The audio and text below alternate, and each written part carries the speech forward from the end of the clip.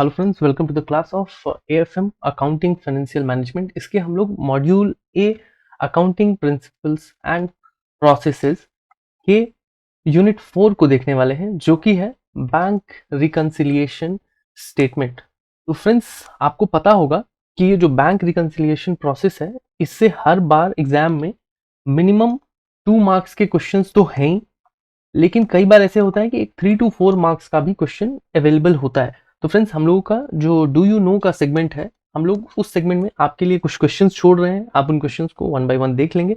इन्हीं क्वेश्चंस को हम लोगों ने पूरे वीडियो के लास्ट में रिपीट किया है, जिससे कि हम ये देखना चाहते हैं कि इस पूरे वीडियो को देखने के बाद आपके इस BRS के कॉन्सेप्ट में कुछ गेन हुआ है या नहीं। तो फ्रेंड्स, हम लोग इन क्वेश्चंस को फिलहाल पढ़ेंगे नहीं, at last will see, and फिर हम लोग उसको डिस्कस करेंगे। तो फ्रेंड्स, सबसे पहले तो कि BRS के डेफिनेशन की बात करी जाए, तो BRS के डेफिनेशन से पहले हम लोग एक बेसिक आउटलाइन समझने की कोशिश करते हैं कि BRS होता क्या है।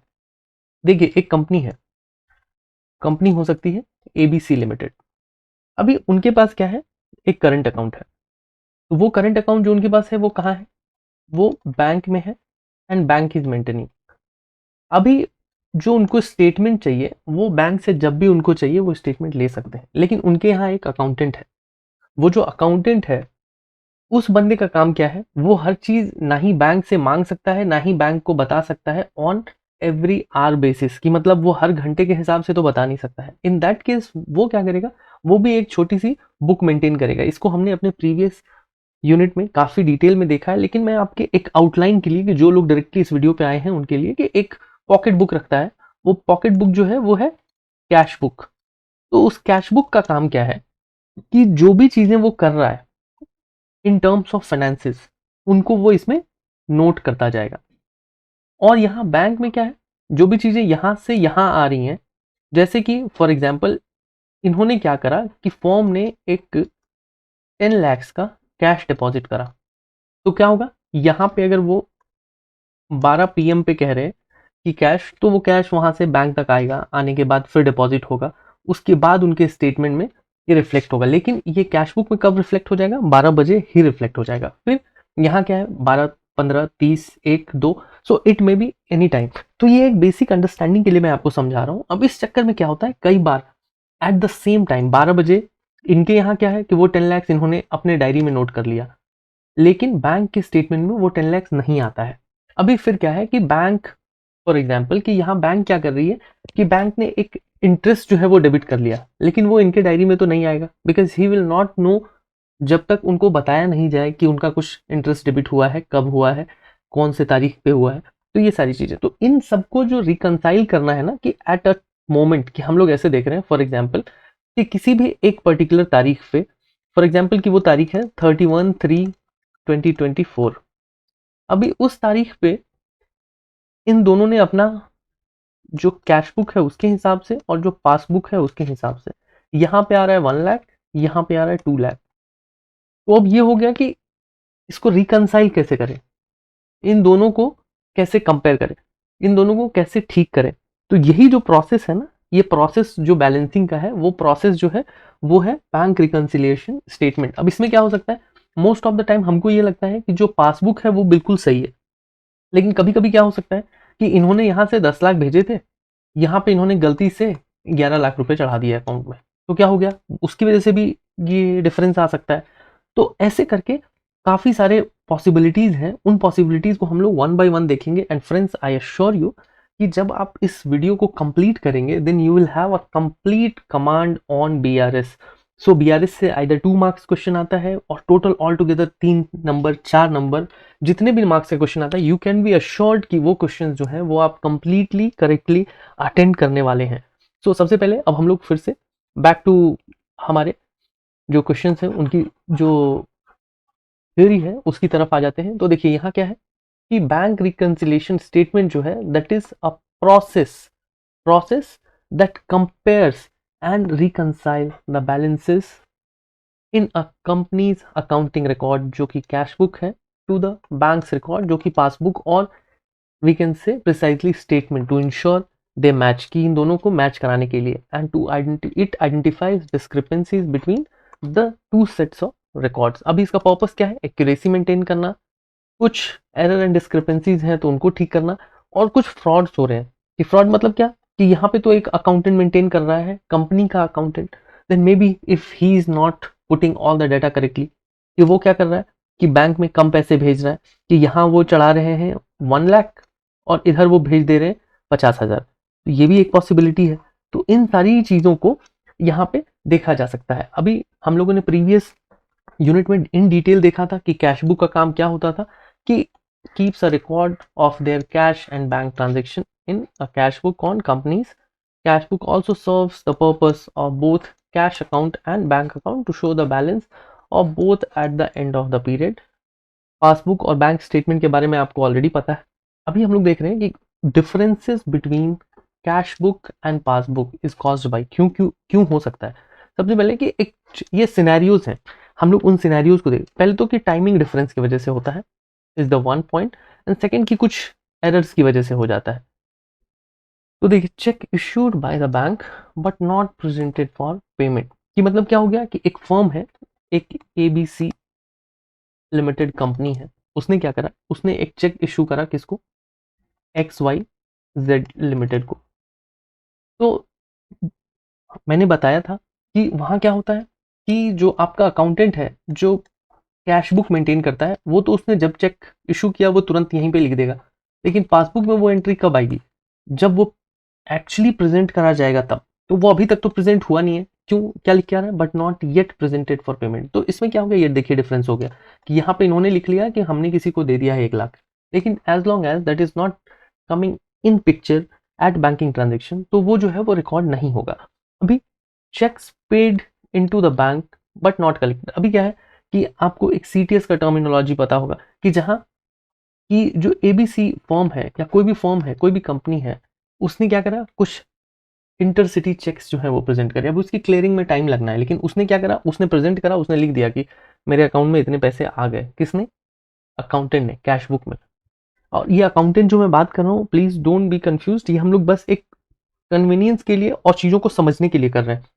मैं आपको श्योर कर रहा हूँ कि यहाँ पे कई एक तरह के फॉर्मूलाज जो हैं, प्लस माइनस, ये सारी चीजें जो है वो होती हैं, लेकिन मैं आपको इतने आसान तरीके से चीजों को अप्रोच करवाऊंगा कि आपको किसी भी कॉन्सेप्ट या फंडा की जरूरत नहीं है। हम लोग सिंपली हर क्वेश्चन को एट द ईज क्रैक करने वाले हैं। द नेक्स्ट वन इज कि direct debits made by the bank.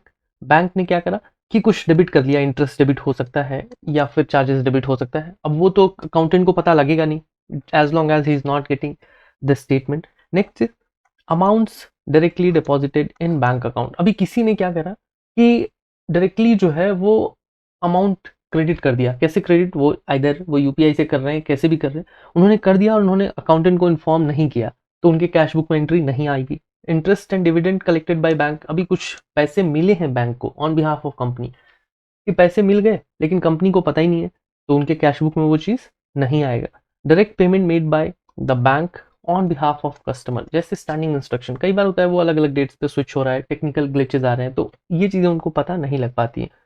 कुछ चेक डिपॉजिट और बिल डिसऑनर हो रहा है, डिस्काउंट हो रहा है, तो ये जो चीजें हैं ये भी उनको पता नहीं लग पाती हैं। अभी दूसरा क्या है कि डिफरेंस कॉज्ड बाय एरर्स। अभी उसमें क्या है कि ये एरर कौन, या तो कि जो कैश बैलेंस और कैश बुक मेंटेन कर रहा है उसने कुछ ओमिट कर दिया, या फिर बैंक लेवल पे कुछ ओमिशन हो गया। तो ये इतनी ही पॉसिबिलिटीज हैं, इतनी ही पॉसिबिलिटीज को लेके काफी सारे क्वेश्चंस बनते हैं।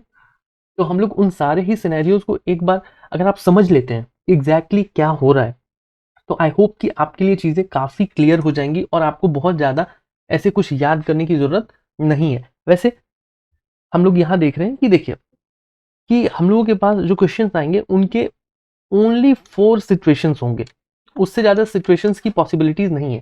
सिचुएशंस यही 4 होंगे और इनके अंदर जो केसेस होंगे, जो इंसिडेंट्स होंगे, इवेंट्स होंगे, वो अलग अलग होंगे। तो देखिए पहले तो क्या है कि when debit balance as per cash book is given, the balance as per passbook is to be ascertained। आपको क्या होगा कि कैश बुक के हिसाब से बता दिया जाएगा कि ये बैलेंस है। और हाँ फ्रेंड्स, फेवरेबल बैलेंस एक कॉन्सेप्ट है कि फेवरेबल अनफेवरेबल, हम लोग इसको कैसे देखेंगे? तो देखिए पहले मैं आपको एक बेसिक फंडा समझा देता हूँ कि जो हम लोग का कैश बुक होता है ना, कैश बुक, उसमें क्या है कि जब वहां से डेबिट हो रहा है, तो डेबिट होने का मतलब क्या है कि कैश बुक से पैसा निकल रहा है। तो कैश बुक से पैसा निकलेगा, इट मीन्स कि वो कहाँ जा रहा है, वो पैसा जा रहा है पासबुक की तरफ, है ना। तो ये कॉन्सेप्ट बस एक समझने के लिए है, क्योंकि कई लोग हैं कि अलग अलग चीजों से रिलेट कर पाते हैं, तो जो भी हमारे बुक में है उसको भी हमको इग्नोर नहीं करना है। तो यहाँ जो डेबिट होता है ना, दैट इज पॉजिटिव, और जो क्रेडिट होता है दैट इज नेगेटिव। वहीं पासबुक में, मतलब हमारे जो बैंकिंग के बेसिक टर्मिनोलॉजी में होता है, वहां क्या है, debit is negative, credit is positive. और क्या है कि हम लोग ऐसे देखते हैं अपने पासबुक या अकाउंटिंग के जो बैंकिंग सिस्टम है उसके हिसाब से क्या होता है कि डेबिट मतलब क्या, व्हाट गोज आउट, राइट, और व्हाट कम्स इन, क्रेडिट। अब वही क्या है कि यहाँ क्या है कि अगर कैश बुक से उन्होंने ये बोला कि मैंने 10,000 रुपए डेबिट कर दिए, तो वो जा कहाँ रहा है, वो क्रेडिट हो रहा है बैंक अकाउंट में। तो उस हिसाब से हम लोग एक बेसिक अंडरस्टैंडिंग के लिए समझ लें कि कुछ भी जो कम्स इन है दैट इज डेबिट वहां पे, और गोज आउट है दैट इज, और ये किस केस में है, ये केस है फेवरेबल का केस। और वहीं जो अनफेवरेबल होता है वो कैसा होता है, वो देखिए, अनफेवरेबल में क्या है, ये चीजें रिवर्स होनी है। अभी देखिए कि अनफेवरेबल मतलब कि एक ओवरड्राफ्ट, कि आप ऐसे देखते हैं ना कि कुछ अकाउंट्स ऐसे होते हैं, या करंट अकाउंट ही है, वो करंट अकाउंट जब तक क्रेडिट बैलेंस में चल रहा है, जब तक कि उसमें प्लस में पैसे हैं, कि मतलब उसमें प्लस 1 रुपया है, then that is favourable balance. अभी क्या हो गया कि यहाँ -1 रुपी हो गया, तो that is unfavourable balance, that is called overdraft. तो एक बेसिक अंडरस्टैंडिंग आपको आ गई कि ओवरड्राफ्ट का मतलब क्या होता है, कि जो पैसे आप नेगेटिव में चले गए वो है ओवरड्राफ्ट।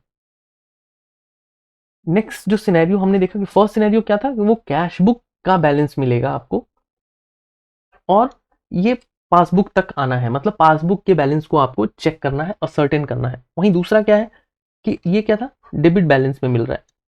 अब दूसरा जो है वो क्रेडिट बैलेंस में आपको मिल रहा है पासबुक का, और ये कहाँ आ रहा है आपका, एज पर कैश बुक, की मतलब पासबुक से शुरू होके और कैश बुक की तरफ आना है। अब देखिए यहाँ भी आप अगर बहुत गौर करेंगे तो देखिए यहाँ क्या आ रहा है कि यहाँ हम लोग फिलहाल पॉजिटिव बैलेंस की बात कर रहे हैं, तो इसीलिए देखिए जो कैश बुक है उसमें पॉजिटिव क्या है, डेबिट, तो debit balance in cash book, और क्रेडिट बैलेंस इन पासबुक। तो ये क्या हो गया कि जब कैश बुक का फेवरेबल बैलेंस कौन सा होता है, डेबिट बैलेंस, जो पॉजिटिव में है। पासबुक का फेवरेबल बैलेंस कौन होता है जो पॉजिटिव में है, क्रेडिट बैलेंस।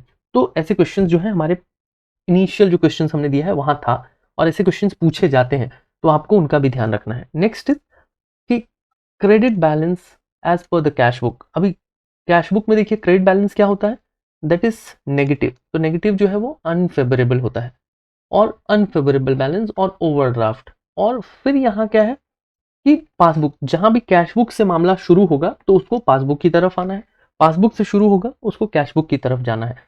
तो हम लोग इसको जब क्वेश्चंस के साथ देखेंगे तो और ज्यादा क्लैरिटी आएगी, लेकिन मैं बस आपको ये समझा रहा हूं कि हमारे पास ये 4 ही सिनेरियोज हैं, और बहुत बार क्या है आपको फेवरेबल बैलेंस और अनफेवरेबल बैलेंस गिवन नहीं होगा।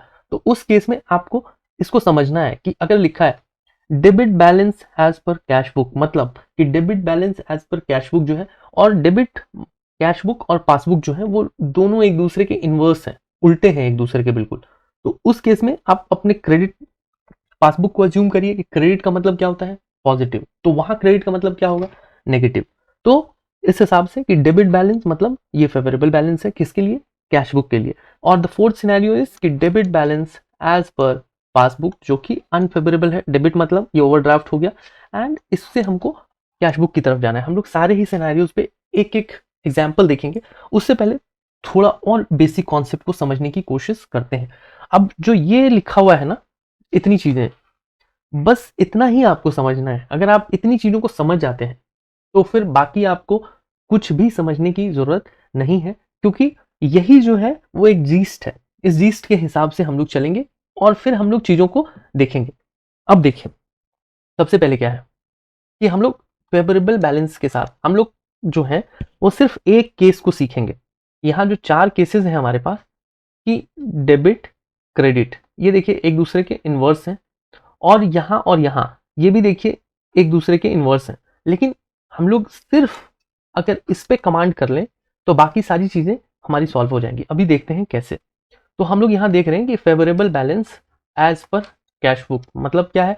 कैश बुक का फेवरेबल बैलेंस क्या है? डेबिट बैलेंस, मतलब पॉजिटिव।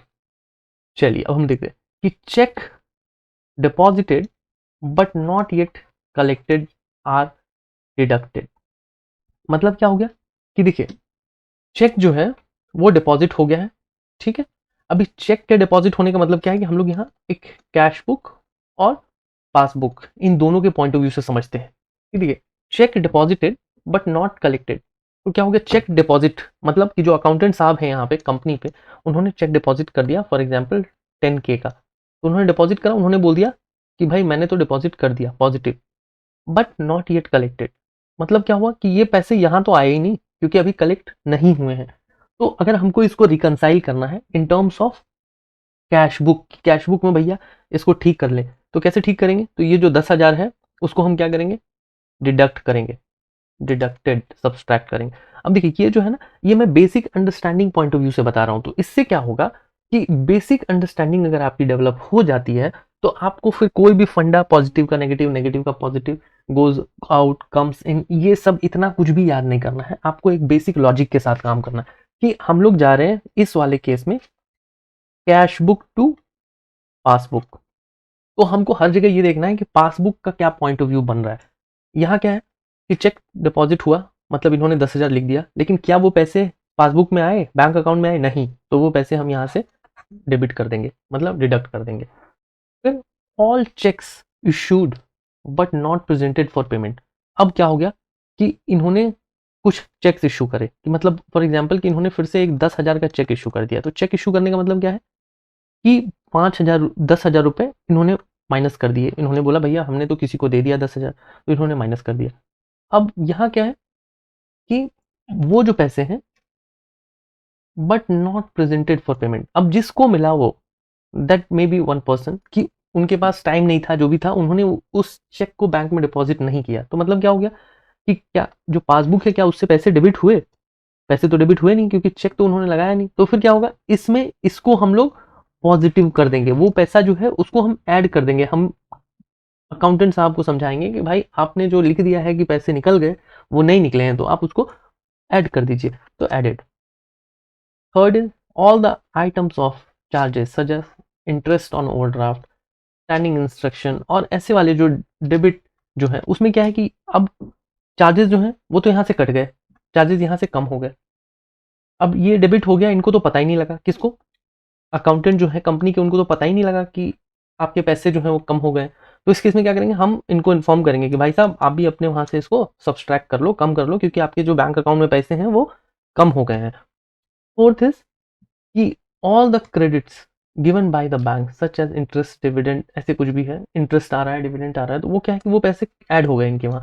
लेकिन क्या इनको पता रहेगा? नहीं पता रहेगा, क्योंकि वो तो सिस्टम ने क्रेडिट कर दिया है। तो अब हम इनको बोलेंगे भाई आप वो पैसे जो है वो ऐड कर लीजिए, क्योंकि आपके जो कैश बुक है उसमें वो पैसा रिफ्लेक्ट नहीं हो रहा है। नाउ द नेट बैलेंस जो है वो जो भी आएगा इन दोनों का, हम क्या करेंगे, दोनों को ऐड करेंगे।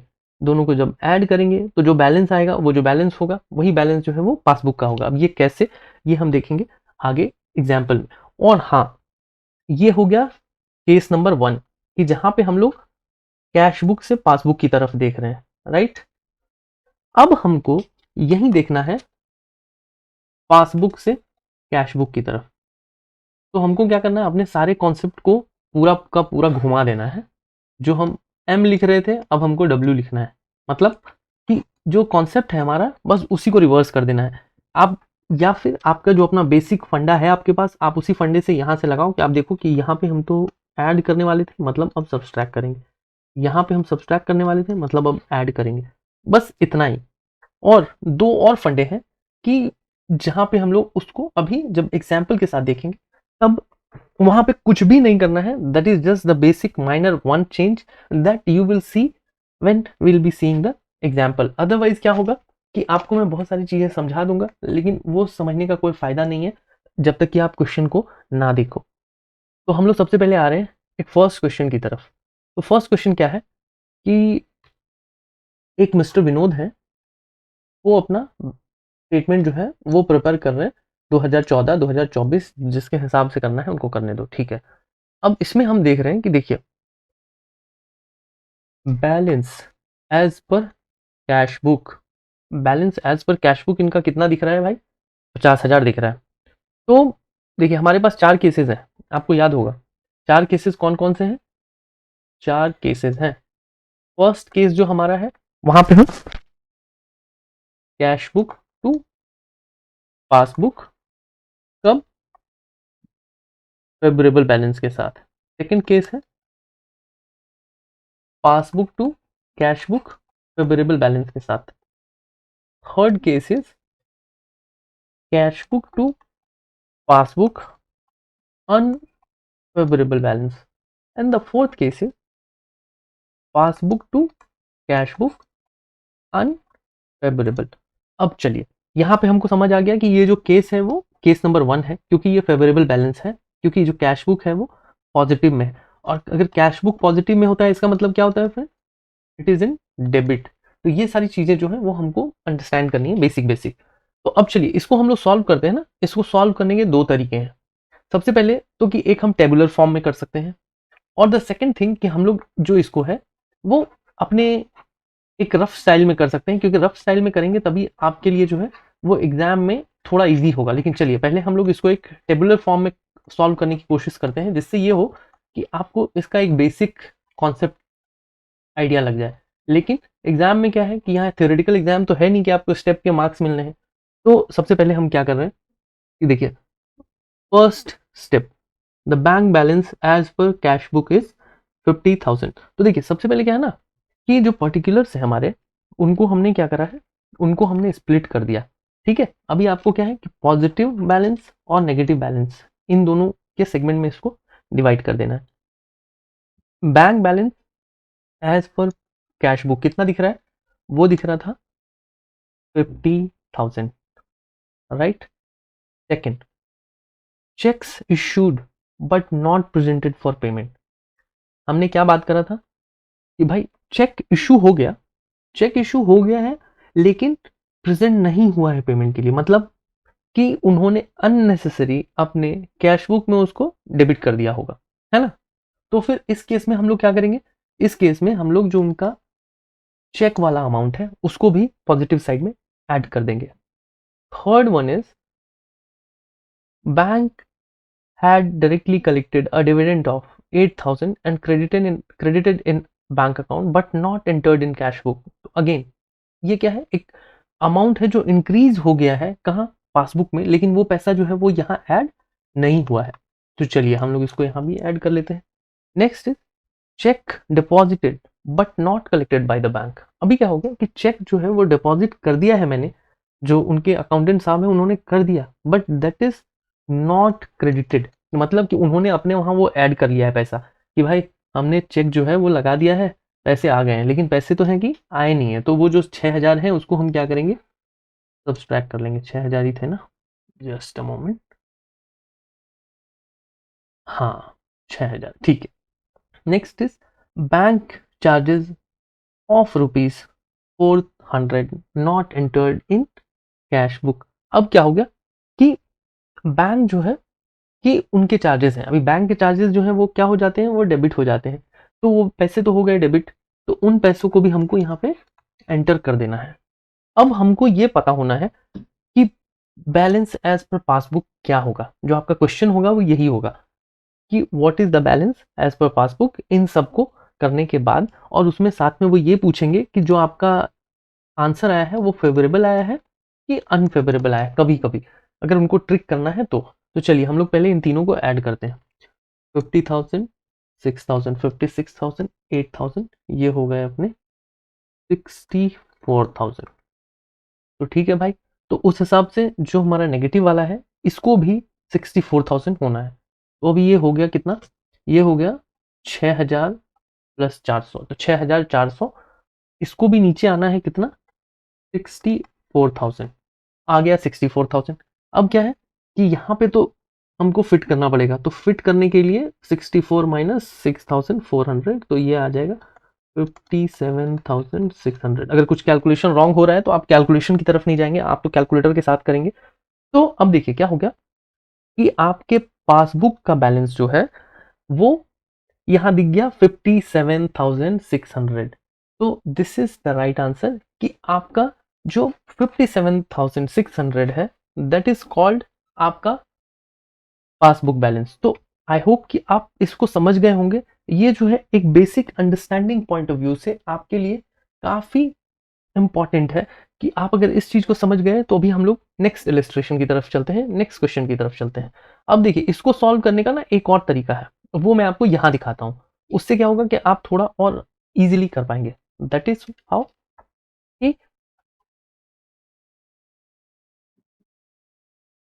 कि यहाँ पे ये हर जगह हम लोग 10 साल पीछे चले गए, चलो कोई बात नहीं।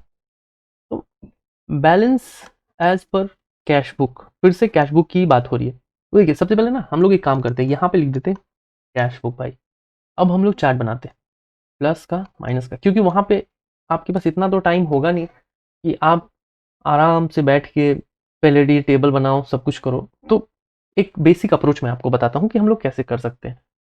तो क्या है कि balance as per cash book जो है वो 54, तो एज लॉन्ग एज कि वहां अनफेवरेबल ओवरड्राफ्ट ऐसे वर्ड्स यूज नहीं है तो हमको उसको पॉजिटिव ही समझना है, हमको उसको एक फेवरेबल बैलेंस समझना है। अब क्या है कि ₹100 bank incidental charge debited which is not recorded in cash book. तो ये अगर रिकॉर्ड नहीं हुआ है तो भाई इसको तो रिकॉर्ड करना है। थोड़ा इसको इधर लिखता हूँ।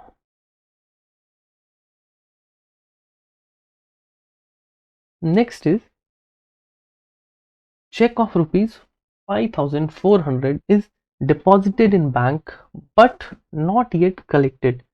तो इन्होंने क्या किया है कि इनको लग रहा है कि ये जो 5,400 हैं इनके ऐड हो गए हैं, मगर ऐसा हुआ नहीं है। तो अगर ऐसा हुआ नहीं है तो हम क्या करेंगे, इसको भी डेबिट कर देंगे। Next is a cheque of rupees 20,000 is issued by Anil and co not presented for payment. तो इनको क्या लग रहा है कि इन्होंने तो भाई 20,000 का जो एक चेक है वो इशू कर दिया है, तो उन्होंने उसको अपने कैश बुक से माइनस कर दिया, लेकिन जब तक वो प्रेजेंट नहीं हुआ है तो उनके बैंक अकाउंट में वो डेबिट होगा नहीं।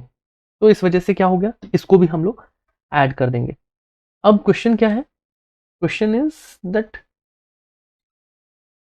बैलेंस ऑफ पासबुक क्या है भाई। तो बैलेंस ऑफ पासबुक क्या होने वाला है, अब हमको यहां से पहले इनको ऐड करना पड़ेगा। जो हायर साइड है उसको पहले ऐड कर लीजिए। तो ये हो गए हमारे 50 प्लस 74,000। ठीक है, अब इधर भी इनको 74,000 आना है, तो ये आ गया कि ये आ रहा है 5,500 और इसको होना कितना है 74,000। तो यहाँ पे जो आएगा दैट इज 68,500 और ये जो होगा वही पासबुक का बैलेंस होगा। तो the answer is going to be 68,500। तो देखिए आपके पास क्वेश्चंस जो हैं वो अगर इतने लंबे क्वेश्चंस आ रहे हैं, इट मीन्स कि अगर आपका कमांड अच्छा है बीआरएस की तरफ तो आप you are going to get easily 2 to 3 marks. और अगर सिंगल सिंगल क्वेश्चंस आ रहे हैं कि एक सिनेरियो आएगा आपके पास कि एज पर कैश बुक है और उसमें हो ये रहा है कि एक चेक जो है वो 54,000 का और 5,400 का डिपॉजिट हुआ है in bank but not yet collected. तो इस केस में क्या होगा, that will be a debit और क्रेडिट और इट विल बी डिडक्टेड और एडेड। तो आपको ये सिनेरियो अभी पता लग गया है तो आप इसको इजीली क्रैक कर पाएंगे। अब हम लोग चल रहे हैं, अभी देखिए वही टेबल मैंने नीचे बना के रख दिया है।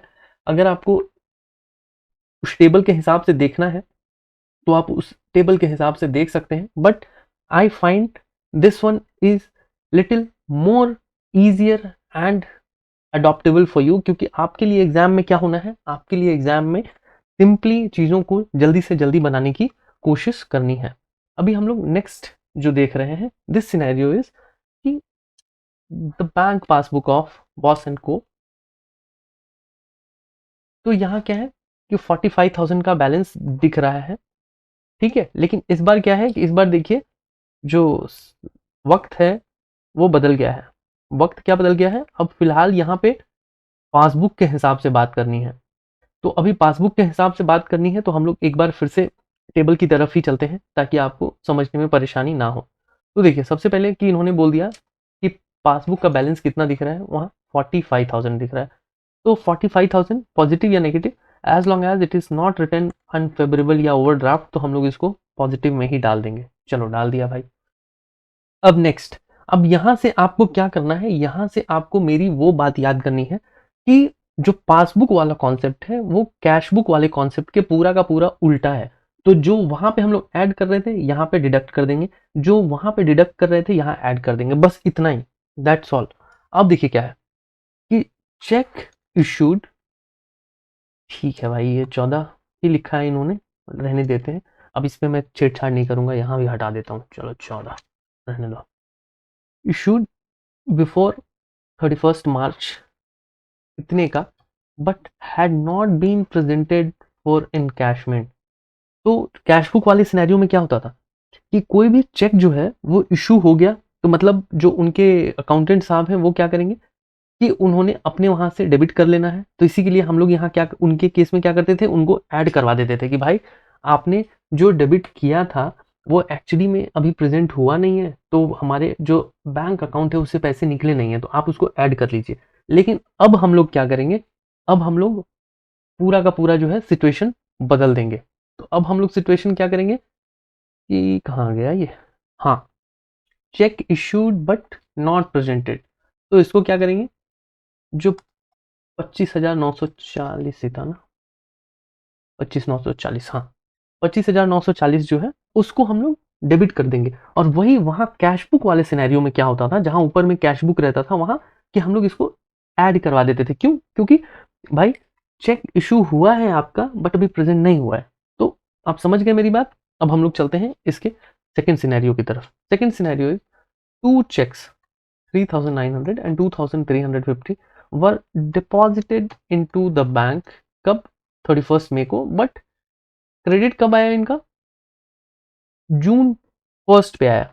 मतलब क्या हो गया कि इन्होंने क्या करा था कि इन्होंने ये जो पैसे थे इन पैसों को अपने वहां ऐड कर लिया था, क्योंकि इन्होंने डिपॉजिट करा तो इनको लगा। अभी हम लोग फिलहाल फिर से अब हम लोग कैशबुक वाले पॉइंट ऑफ व्यू से देख रहे हैं। तो कैशबुक वाले पॉइंट ऑफ व्यू से क्या है कि ये जो दो चेक्स हैं, ये दोनों चेक्स जो हैं वो क्या हो गए, वो क्रेडिट हो गए। वो अकाउंटेंट जो थे उन्होंने उसको अपने वहां क्रेडिट में दिखा दिया था, लेकिन ये पैसा आया कब? जून में आया। और ये जो हम लोग बना रहे हैं वो कब के हिसाब से बना रहे हैं? 31st मई के हिसाब से बना रहे हैं। तो फिर जून वाले पैसे को हम लोग तो अकाउंट करेंगे नहीं, नहीं करेंगे। तो फिर क्या करना था हमको, इसको यहाँ से सीधे डिडक्ट करवाना था, मतलब कम करवाना था। हमको बोलना था कि भाई साहब आप इसको कम करो, लेकिन फिलहाल हम लोग बात कर रहे हैं पासबुक के हिसाब से, तो अब कम तो करेंगे नहीं। तो अब यहाँ क्या करेंगे, अब हम लोग इसको ऐड करवा देंगे। मतलब फंडा इज वेरी वेरी क्लियर कि जो वहां पे हम लोग करते थे उसका उल्टा यहाँ करना है। वहां अगर हम लोग बोल रहे थे कि अभी दिन है तो यहाँ पे बोलेंगे रात है, अगर वहां पे बोल रहे थे रात है तो यहाँ बोलेंगे दिन है। This is very very simple फंडा। मैं आपको इसलिए समझा रहा हूँ ताकि आप बहुत सारी ट्रिकी चीजों में ना फंसे कि इसको होगा तो पॉजिटिव करेंगे प्लस करेंगे, ये होगा तो माइनस करेंगे, ये होगा तो डेबिट में डालेंगे, वो होगा तो क्रेडिट में डालेंगे, add subtract nothing, it is just a general science. तो हम लोग उस हिसाब से देख रहे हैं। अभी फिर से कि there was also a debit in passbook of ₹2,500 in respect of a cheque dishonour on 31st हो गया। तो ये क्या हो गया था, ये डेबिट हो गया था। तो ये डेबिट होता था तो हम लोग कैशबुक में क्या करते थे कि उन अकाउंटेंट को बोलते थे कि भाई आपके डेबिट हुआ था, आपने उसको रिकॉर्ड नहीं किया था कैशबुक में, चलो उसको घटाओ, मतलब उसको सब्सट्रैक्ट करो। बट यहाँ हम लोग क्या करेंगे, यहाँ उनको सिंपली हम लोग ऐड करवा देंगे, बोलेंगे भाई ऐड कर लो। अब हो गया मामला ऐड। अब हम लोग चलते हैं कि अब balance as per cash book क्या है भाई। तो पहले हम लोग इनको ऐड करें, 45,000, 6,000, 2,000। तो ये तो पहले हो गया 750 और 53। Am I right? I think so. अगर देखिए आप मेरे कैलकुलेशन पे मत जाना क्योंकि मैं कैलसी के साथ नहीं कर रहा हूँ। तो आप बस ऐसे देखेंगे कि जो मैं बता रहा हूँ वो कॉन्सेप्ट, बाकी आप जब करेंगे तो आपको इस कैलकुलेशन को देख के करना है। और फिर अब हम क्या करना है कि कैश बुक, तो वो यहाँ हमको देखना है कि इन दोनों को सब्सट्रैक्ट करके क्या आ रहा है।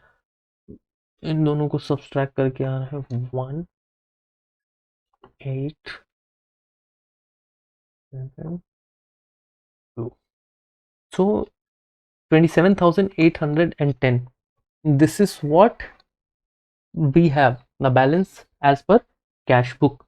तो आई होप कि आप इस कॉन्सेप्ट को भी समझ गए होंगे, क्योंकि ये जो कॉन्सेप्ट है ये एक बेसिक ढांचा है जिसको समझने के बाद ना आपको एक आइडिया लग जाता है. अभी फ्रेंड्स, और आई वुड प्रेफर कि आपको ये सारा जो कैलकुलेशन है वो कैलकुलेशन यहाँ करना है. अगर हम लोग यहाँ करके देखें इसी कैलकुलेशन को तो कैसे करेंगे, यहाँ पहले लिख देंगे पासबुक, क्योंकि हम लोग पासबुक के हिसाब से जा रहे हैं. और पासबुक के हिसाब से हम लोग देखेंगे, यहाँ डालेंगे प्लस, यहाँ डालेंगे माइनस. चलो ये हो गया 4,500 is the positive balance. Cheque issued before amounting to 25,000 had not been presented for encashment. तो इनकैशमेंट के लिए नहीं हुआ, मतलब कि 25,400 को ऐड बैक होना था, बट ये पासबुक वाला केस है तो इसको सब्सट्रैक्ट में डाल दीजिए. फिर और फ्रेंड्स आई वुड से कि आप ऐसे एक सीक्वेंस मेंटेन करेंगे तो उससे क्या होगा ना कि आपका कोई स्टेटमेंट को आपको रिविजिट करना है तो ये नहीं देखना पड़ेगा कौन सा स्टेटमेंट है, वो इस सीक्वेंस से ही समझ आ जाएगा. 2 चेक्स ऑफ 3,900 प्लस, तो पहले तो इसको ही ऐड कर लेते हैं 50, राइट. हाँ, तो कि were deposited into the bank but bank not give the credit. तो वो क्रेडिट नहीं मिला है, डेबिट होना था, बट इस केस में हम लोग इसको क्रेडिट दे देंगे. फिर जो चार्जेस हैं वो डेबिट होना था, उसको भी हम लोग क्रेडिट दे देंगे. अब यहाँ हम लोग थोड़ा सा एक कैलकुलेशन तक के लिए बस जगह छोड़ के, और हमने नीचे कितना कैलकुलेट किया है भाई, हाँ 53,750, यहाँ भी 53,750. इन दोनों को अगर सब्सट्रैक्ट करेंगे तो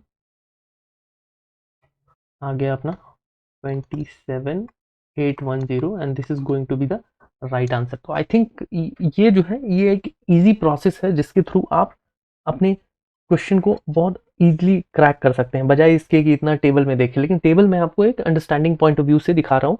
अब देखिए हम लोगों के पास जो हम लोगों का सबसे थ्रिल केस आ गया है, दैट इज ओवरड्राफ्ट, जिसको देख के आपको भी लगेगा कि अरे ये क्या हो रहा है, मामला समझ से बाहर है. नहीं, ऐसा कुछ भी नहीं है. ये अगेन एक बहुत ही सिंपलेस्ट मामला है. इसमें होना क्या है, पहले तो कि ओवरड्राफ्ट की बात हो रही है, तो हम लोग फिर से एक बार टेबल में ही समझते हैं बस समझने के लिए, लेकिन कैलकुलेशन बाद में आपको जो है आई रिकमेंड कि आपको वैसे ही करना है जैसे मैंने बताया. तो ओवरड्राफ्ट, ओवरड्राफ्ट की बात हो गई कितने की, 8,000 जो है वो ओवरड्राफ्ट है. तो पहले तो कि ओवरड्राफ्ट जो होता है वो नेगेटिव बैलेंस है. As long as nothing is written हम लोग उसको पॉजिटिव कंसिडर करेंगे. और हम लोग कैश बुक की बात कर रहे हैं, वही जो अपना पहला केस कैश बुक, उसके अलावा सब कुछ जो है वो एज इट इज चलेगा, कोई भी डिफरेंस नहीं. कैसे, check amounting ₹2,000 had been paid in by him but not collected by the bank. कि मतलब ये जो पैसा है वो कलेक्ट नहीं हुआ है. तो जब पैसा कलेक्ट नहीं होता है तो क्या होता है, वो तो अपने वहाँ ऐड कर लेते हैं, उनको तो लगता है कि भाई हमारे वहाँ पैसे क्रेडिट हो गए हैं, लेकिन क्रेडिट तो हुआ नहीं है, तो क्या करवाते हैं हम, सब्सट्रैक्ट करवाते हैं. और कैश बुक का केस है तो जो बेसिक हमारा आइडिया होता था उसी के हिसाब से काम करते थे. दूसरा जो है कि he issued a check of ₹800 were not presented, मतलब इन्होंने पहले इसको क्या किया था, अपने यहाँ डेबिट में डाल चुके होंगे, लेकिन अब क्या है, क्रेडिट में डाल देंगे. क्यों, क्योंकि वो प्रेजेंट अभी तक तो हुआ ही नहीं है.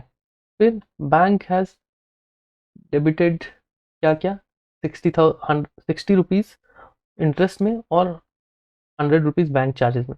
तो अगर इसको डेबिट कर चुके हैं बैंक तो फिर इसको कहाँ डालेंगे, इसको डेबिट वाले साइड में ही डालेंगे, 160 रुपीज ना. हाँ, और क्या बच गया, सारे हो गए. अब चलिए अब हम लोग इनको कैलकुलेट करते हैं. कैलकुलेट कैसा करना है, 10,000 11,000 नो 10,160 हो गया ये. यहाँ भी हम लोग 10,160 कर देते हैं. अब इसमें से सब्सट्रैक्ट करना है ओनली 800 को. तो अगर ओनली 800 करेंगे तो क्या होगा, ये आ गया आपका पासबुक जो आ गया वो कितना आ गया, 9,360 इज द बैलेंस. और ये बैलेंस हमेशा कहाँ होगा, ओवरड्राफ्ट में ही होगा. फ्रेंड्स इस बात को सबसे ज़्यादा ध्यान रखना है कि ये जो है वो ओवरड्राफ्ट में ही होगा इन इंडिविजुअल केसेस.